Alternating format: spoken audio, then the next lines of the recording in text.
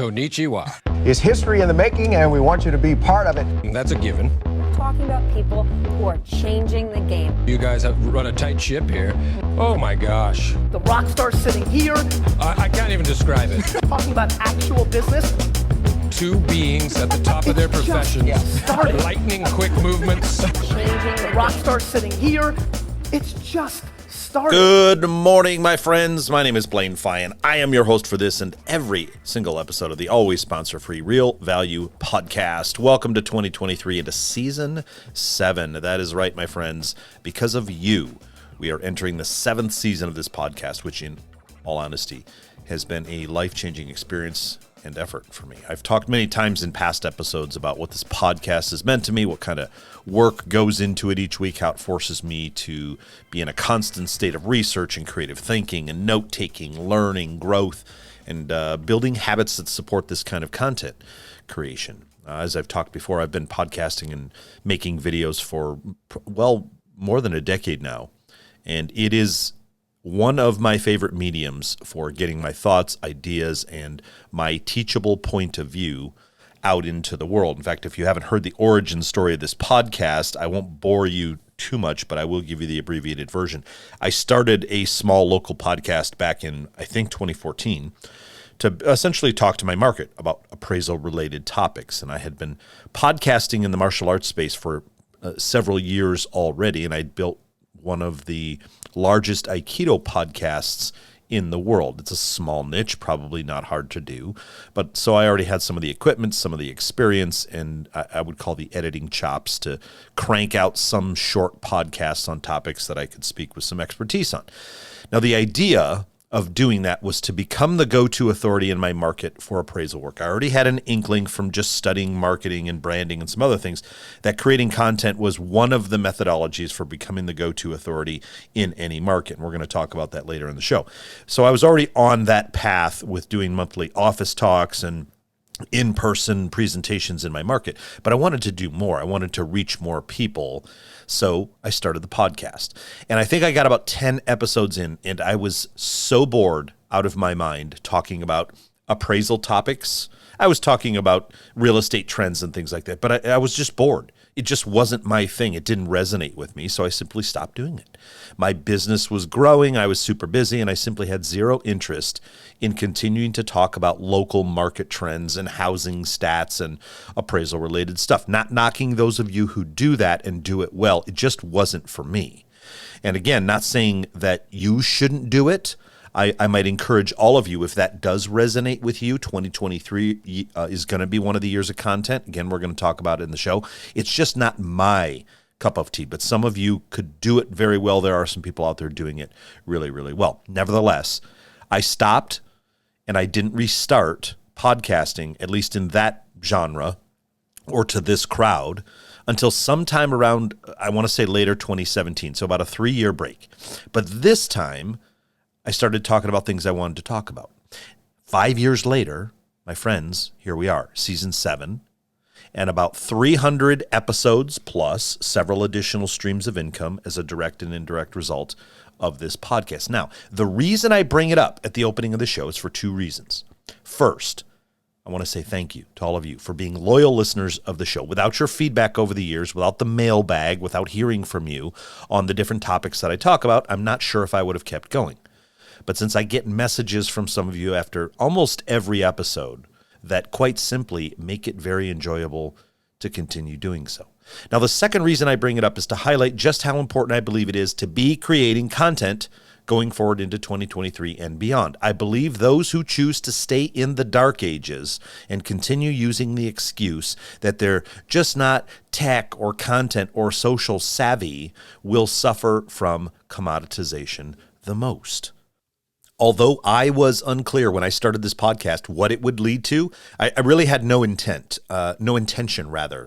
or no desired intention other than I wanted an outlet, I wanted a format, I wanted a medium that I could get my teachable point of view, if you will, out into the world. I like speaking into a microphone. I don't mind video. It's just there's a little more work that goes into video and the editing and the aftercare process, if you will. So I wasn't clear when I started.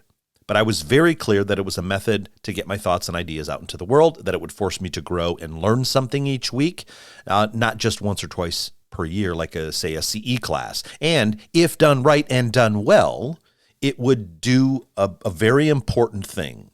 And I've talked about this before when it comes to creating content and using social media. It's to develop an audience of authority. That's what I call it. I haven't heard anybody else use that phrase, but an audience of authority for me, which would allow me a level of freedom and choice in business that isn't offered to everyone else whose voices go unheard. And that's exactly what it has done for me. When you start putting out content like this, if it's decent content, I'm not saying mine is decent, but the feedback and the growth of the show is kind of the proof in the pudding that if you do a reasonably decent job, if you're offering value, if you're giving lots of free stuff away, you will develop an audience of authority, meaning they look at you as the authority. You get to present yourself as the authority. Now, again, you don't get to call yourself that. Your market gets to call you. Your listeners get to call you that or decide if you are the authority. And again, I'm not saying that everyone needs to start a podcast this year. This is just one medium.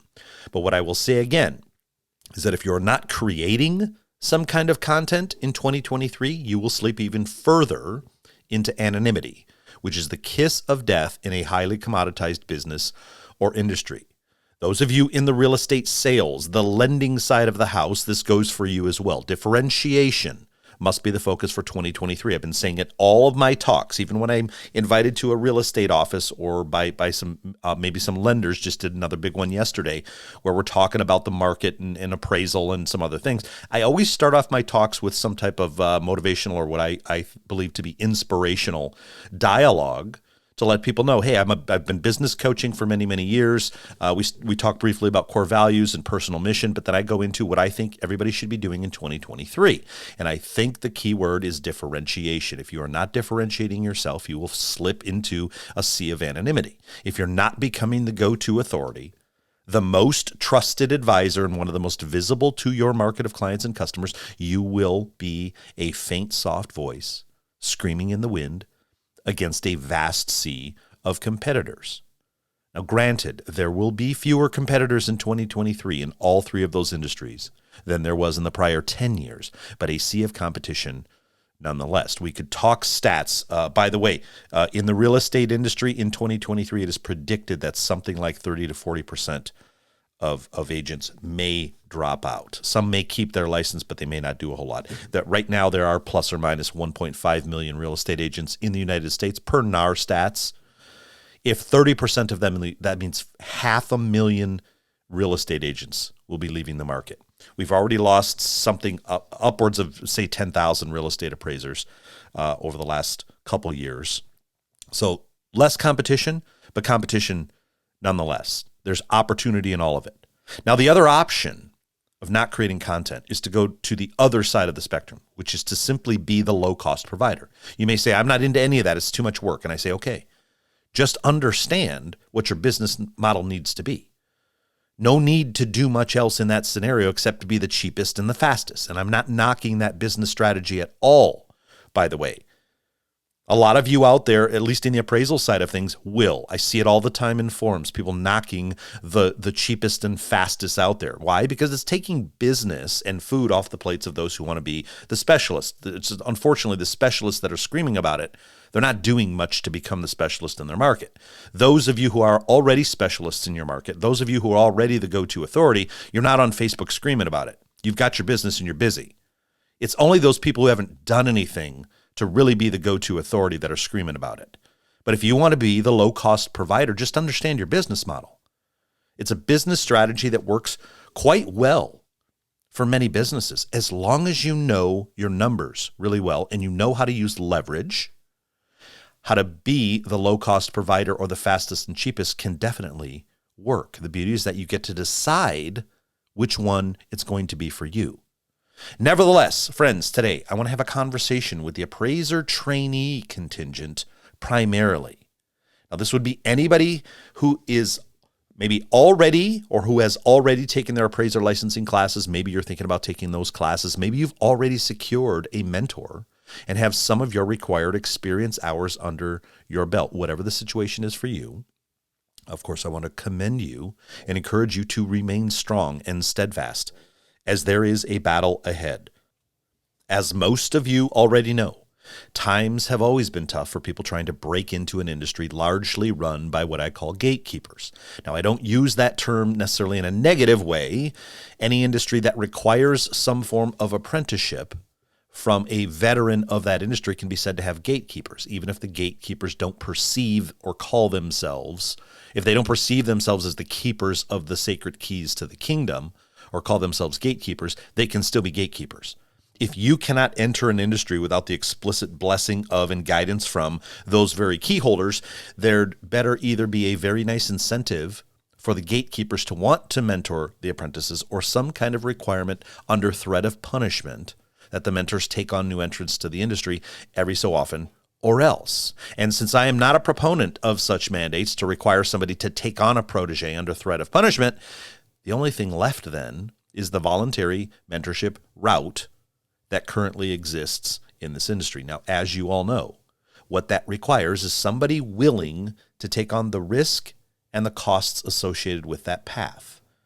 Now, rest assured, appraisers in training, this is not a low-cost proposition for the one willing to take on that massive responsibility. There is a huge time commitment on the part of the mentor. There is a slowing down of their own production to teach and train and mentor properly. There is the potential loss of business from letting trainees work on business previously handled by the expert.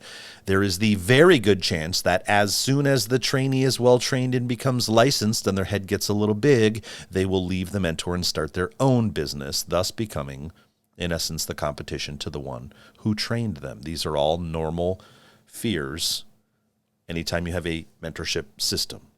Now, just as it has gotten much more difficult for even the veteran appraisers to get good clients and well-paying appraisal jobs in the current market here in January of 2023, it has gotten even more difficult for those seeking to enter the appraisal industry and secure some kind of mentorship. We must all keep in mind that almost nobody chooses to hire or bring on an apprentice out of purely altruistic and noble motives. None of the mentors in the appraisal industry wakes up one day and says, I'm not doing enough for the industry at the moment. I think I'll slow down considerably to bring on somebody who knows nothing about the process of what I do so that maybe one day this great industry can be filled with younger, fresher, and better talent to replace me. I'll use my own money, my own resources, my own business, and my own time to help the next generation of appraisers get a shot. No, that's not what they say. That's not to say that some of you don't have noble intentions regarding helping the next generation. I mean, I have trainees, and they're great. And I like to think that, we are helping the next generation. But that's an after-the-fact thought. I didn't go into it thinking, I'm going to bring a bunch of people into my business, and I'm going to really slow down and become inefficient because I really want to help the next generation. It's just not the driving motivation.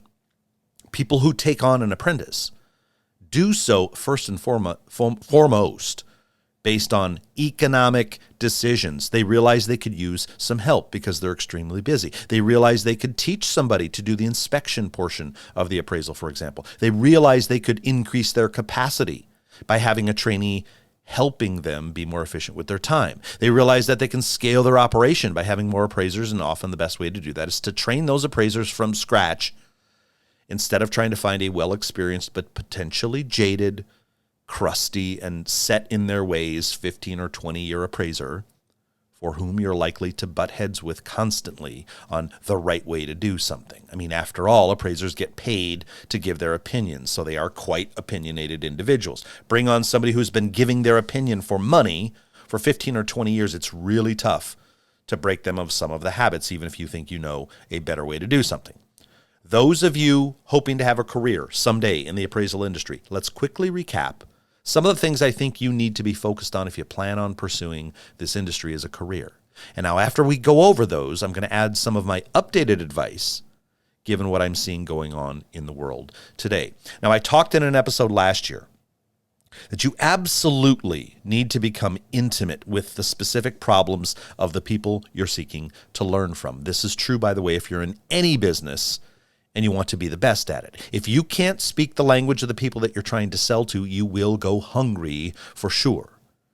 as an appraiser, if you don't know what the biggest pain points are for, say, lenders when it comes to the appraisal process, you're always at the mercy of the market and the competition. If you don't know what the biggest pain points are for realtors in your market, you'll never be able to speak their language, establish some rapport, and you will always be at the mercy of the lending environment. Realtors, by the way, my friends, are the gatekeepers of the non-lending side of the appraisal business. So it behooves every one of you to be studying what those pain points are for those great people. Know what keeps appraisers up at night worrying about, and then learn how you might solve those problems for them. If you don't know what keeps them up at night, well, just ask them.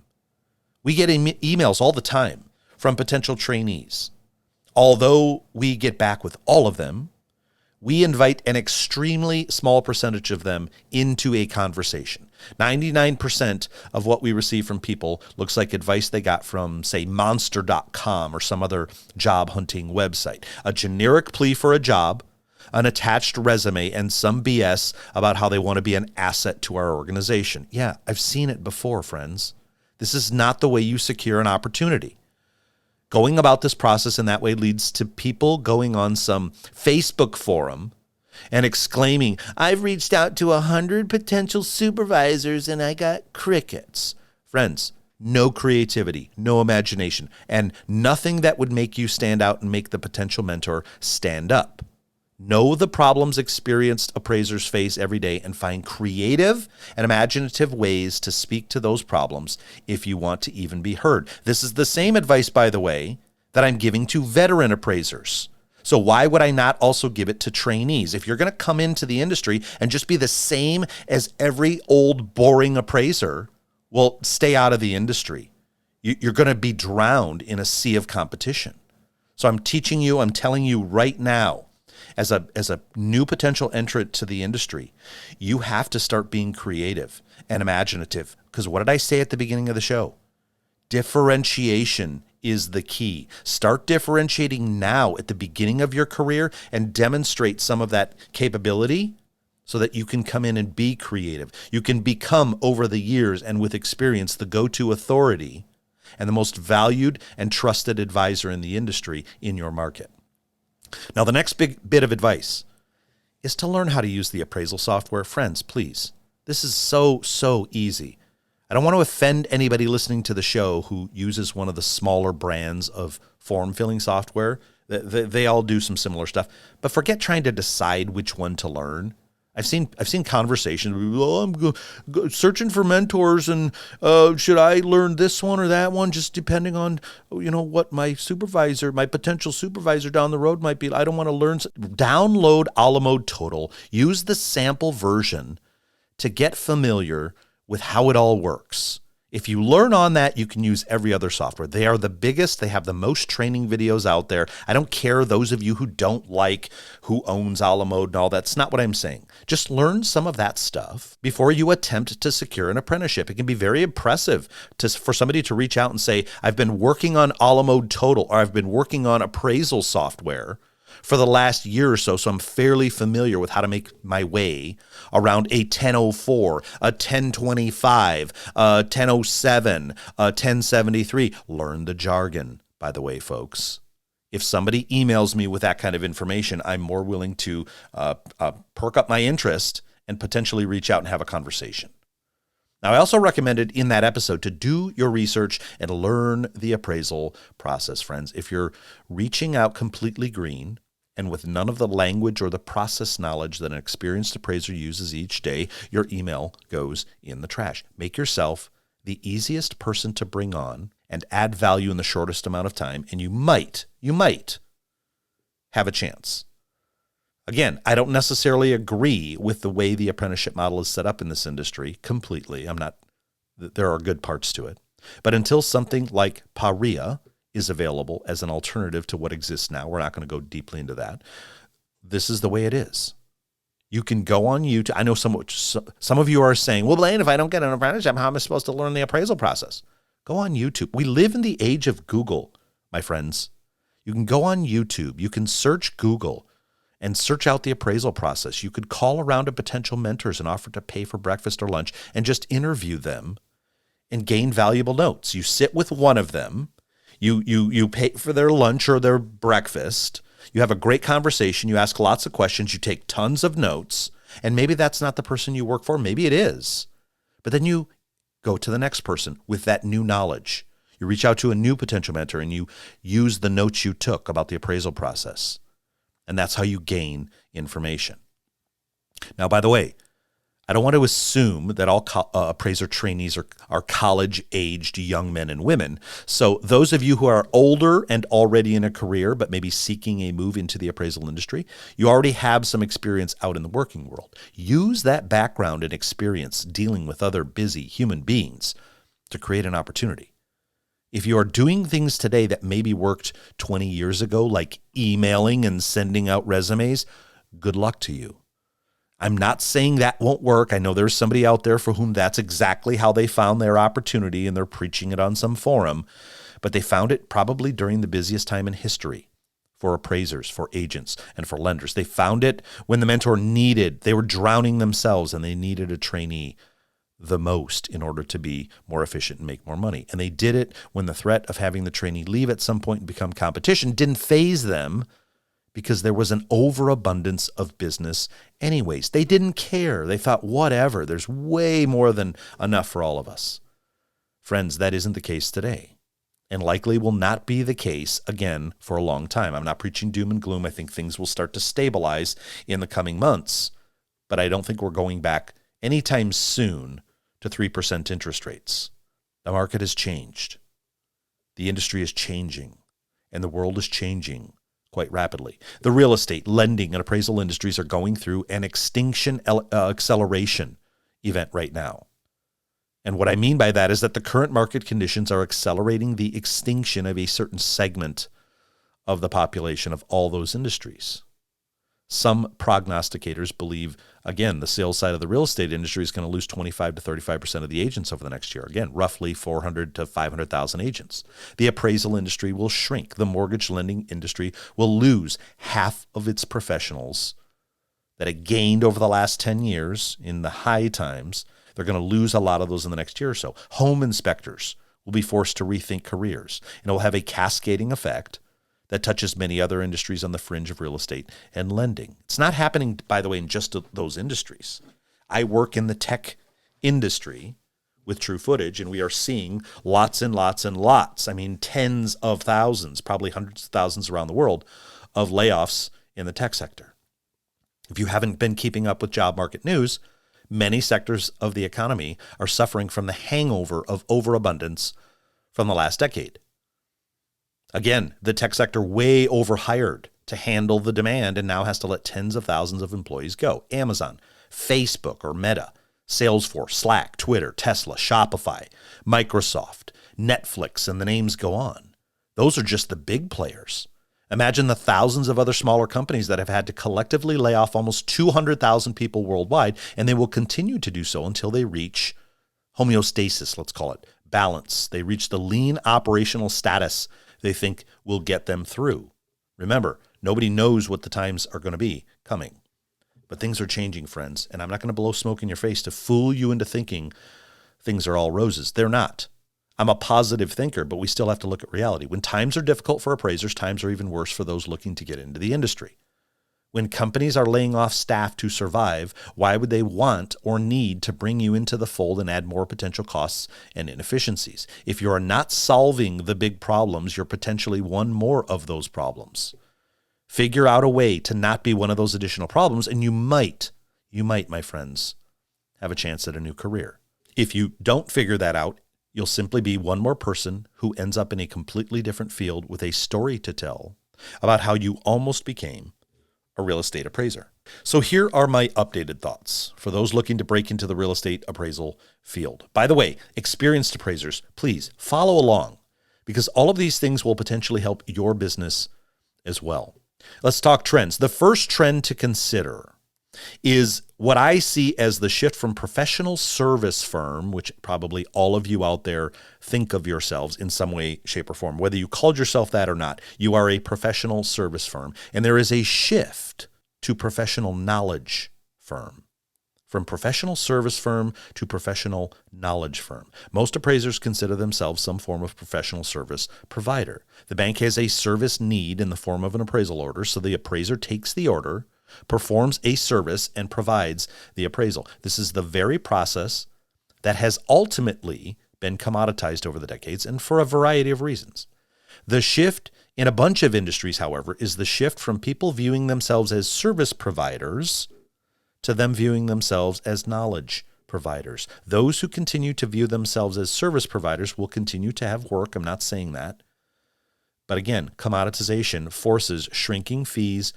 It forces little control over their businesses, little control over who they work for and work with, and little control over who they compete with. The move is from professional service provider to professional knowledge provider. Now, the next generation of appraisal business, in my opinion, will fall primarily into two camps. There's some sub-camps, but primarily two main camps. The low-cost service provider doing very rapid, high-volume work, and the knowledge professional doing more complex, high-end, lower volume potentially, but higher profitability type work. Now, the great thing about this is that you get to choose which one you'll be. Go back and listen to the episode called We Will Specialize or Die, where I talk about this very thing. As somebody looking to break into an industry, you're simply going to have to come in with a much higher level of game, so to speak, than previous generations. You're going to have to come in with more knowledge, more creativity, more imagination, more skills, more prior experience, and add more value than the potential cost and risk of engaging with you than in previous generations. Or you will simply be relegated down to the low-cost, high-volume type tasks in a business. The next generation of appraiser will either be sitting at a desk all day long doing data entry and analysis type work with no customer service skills needed, or they will be something of a Swiss Army knife of skills that include, I've talked about this before, communication skills, public speaking, B2B sales, business-to-business sales, meaning you can walk into a bank and you can establish rapport, you can do a lunch and learn, you can sell essentially your knowledge and your services to that business. You will have customer service skills, you will be a pro networker, and you will be a trend follower that will elevate you. It'll move you into the expert and the authority categories. Those are the two primary camps. Sitting at a desk all day long doing data entry and analysis, no customer service skills needed, other than the skills required to speak to, somebody in your office or somebody in your company who is using your analysis. Or you will scale your skill set, as I always say, and you will become something of a Swiss Army knife, and you'll have a bunch of different skills. You will either be a service provider providing very specific services at dictated fees, or you will become a multifaceted, open-minded knowledge professional, able to attract and manage different segments within your business while selling on value, not selling on time. I still see this argument out there. We coach, by the way, on knowing your dollars per hour, but you don't sell your dollars per hour. I still see people out there trying to spout off like they're some kind of knowledgeable business coach trying to teach other appraisers, you're worth more than that per hour, so you got to sell people. No, you sell on value. What is the value you're providing? People don't care how much time it takes you to produce something. They care about the utility and the value that thing will provide for them. Now, both of those methodologies, by the way, sitting at the desk all day or becoming the knowledge provider, the expert and the authority in the field, both will be viable businesses. One will just make more than the other and will have more options available to them. The high volume business requires high volume continuously to remain viable. For the trainees listening to this, if you have a background or skill set in something that could bring great value to an existing business, it may behoove you to bring those ideas to a potential mentor. You will have to learn how to sell, by the way, to the potential mentor what the value would bring potentially of that skill set to the mentor. Quite often they aren't thinking in those terms. You have to sell it to them. You have to show them the value of what that skill set will bring. Now, the second to last trend I'll mention in this episode, and this too is for both the experienced appraiser as well as the appraiser trainee, is the option of working for a larger firm. When I came into the industry 22 years ago, I worked for a much larger firm that already had efficiencies and systems and processes and some things figured out. There were a bunch, by the way, of companies like that back then. Now, over the years, due to economic conditions and the market meltdown of 08 and 09, there was a move away from the big firm and toward the independent appraiser, the sole proprietor, the one-man, one-woman shop. And I'm not judging as good or as bad, just recognizing the trend. However, as all things move in cycles, the trend is again back toward the larger firm due to the front and back office efficiencies that can be created to handle higher volumes, quicker turn times, maybe better communication, and fewer hassles for both the appraiser and the client. Remember, when you go into business for yourself and you become a sole proprietor, you're wearing all the hats of the business owner. The marketing, the branding, the accounting, the toilet cleaning, the you name it, you're doing everything. And eventually that can burn out a business. It's also extremely inefficient.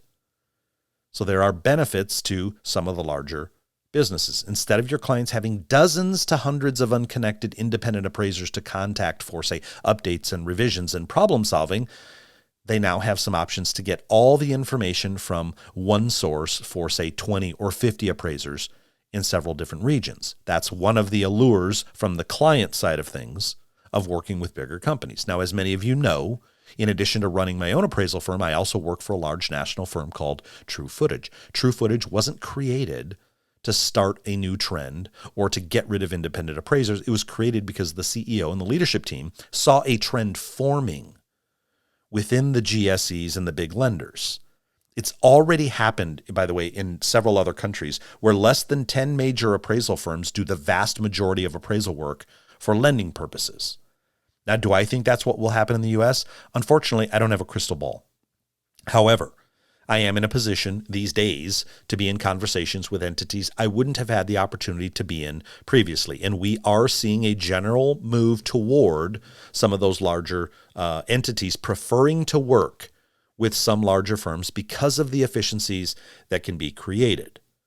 Now, I don't believe that that means independent appraisers are going away anytime soon, and I hope they aren't. But it is a trend that speaks to the pain points of some of the larger players in the industry. Be upset about it, stomp your feet, go on Facebook groups and bitch about it, get it all out of your system, because none of that stuff changes the trend.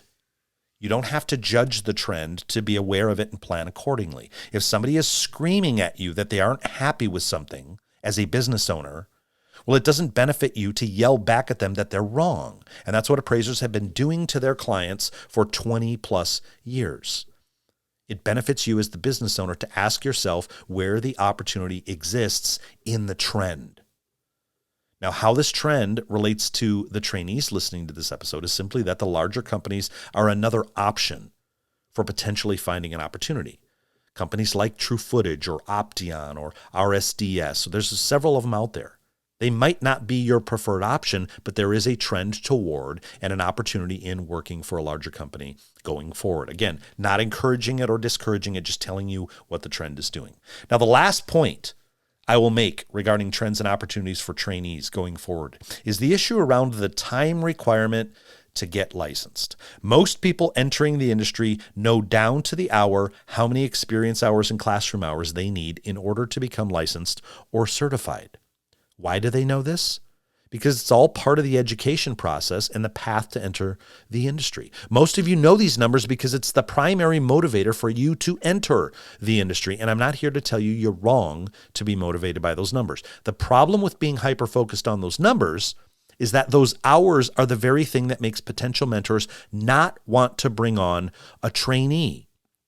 When somebody knows that they only need to work for somebody for 1 year and then can go out on their own and become an independent appraiser or essentially competition for their mentor, they are corrupting the whole purpose of the mentorship process, which is to take somebody under their wing for several years at a minimum and teach them everything they might need to know to be good at their job, to be proficient at their job, and to have all the tools necessary to make a nice long career out of something and to be part of something and help it grow.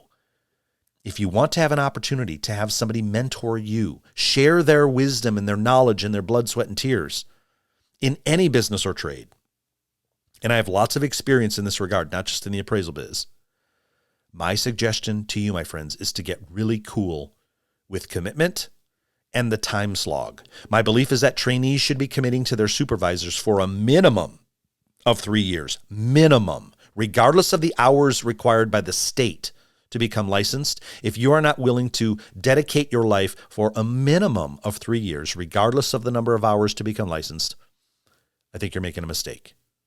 And it's going to be tough to find somebody willing to mentor you. I was with my appraiser mentor for 5 years before making a change, and that change was dictated primarily due to the market. I was with my martial arts mentor for 20 years, and only then the relationship ended because he passed away. I've been with one of my business mentors for almost 30 years. Personally, I really value true mentorship, and I also value loyalty. So those things have been very easy for me. I know the trend today is more of moving at the speed of TikTok, which is not conducive to true mentorship. Real mentorship takes many, many years, and so does learning the appraisal business. Get comfortable with commitment. Getting fully licensed in 1 or 2 years has almost no correlation, by the way, with being qualified to go into the appraisal business or even being qualified to complete good appraisals on your own. We see it all the time. Even people who've been in the business for 5 years on their own or not. And we just see really subpar work. It takes years, my friends, to fully grasp many of the nuanced skills required to be good at anything, but especially to be good at appraising. If you are out in the world looking for a 1-year internship so that you can start your own competing company, I would strongly suggest looking into something else, since you're probably going to be looking for a long time. And if you actually find that mentorship and you do go into business on your own after a year, you're just messing up the industry. You are not qualified after 1 year to do anything but stick around for another year and then another and then another year. Remember, we talked about understanding the pain points of the people that you're looking for an opportunity with. This one is a big one. Mentors do not want to take on apprentices because they think, and rightly so in many cases, that that person just wants to be around for a year, become licensed, and then go out and hang up their own business shingle and go into business. All right. I know I said that that would be my last point, but here's a little bonus trend for all the trainees and potential trainees out there. There is a trend. I know you're not going to like to hear this, but it's just the way things are. There is a trend toward having another job to pay your bills while you're learning the ins and outs of the business, and I can't say that I disagree with it. Taking on a trainee can be a huge time and financial commitment for a mentor, which is a pain point that keeps many from undertaking such an endeavor, especially when times are slow for them. They don't have money to feed their own families. How do they have money for you or to pay you? If your expectation is to come into a company, especially a small business, and just expect a $75,000 a year salary, sorry, or even a $30,000 a year salary, sorry, you're going to be disappointed. And while I don't think it's ideal for the trainee to have to do that while learning, have a second job, if it is the only way forward, it might be something to wrap your head around. And again, I am not suggesting that you work for free, although that is an option too, nor am I suggesting that you should pay your mentor, although that is an option too. I am suggesting that greatly limiting the downside to the potential mentor by reducing their financial commitment might be a way to attract somebody to mentor you. Again, I'm just pointing out the trend. Not that this means anything to anyone, but since I learned about the mentor-protege relationship via the, let's call it the Eastern view, the Japanese methodology, which has got a 7,000-year history of mentorship in almost every career in industry, the protege knows going into the relationship that it's going to be a long, hard slog, but the benefits will be great. I spent several long and grueling years studying under a Zen and Aikido master, all while paying for my training, my room, and my board. I wasn't being paid. I had to have a job outside of the dojo while I was doing this so that I could afford to receive the mentorship under this person. There was a lot of 18-hour days for years.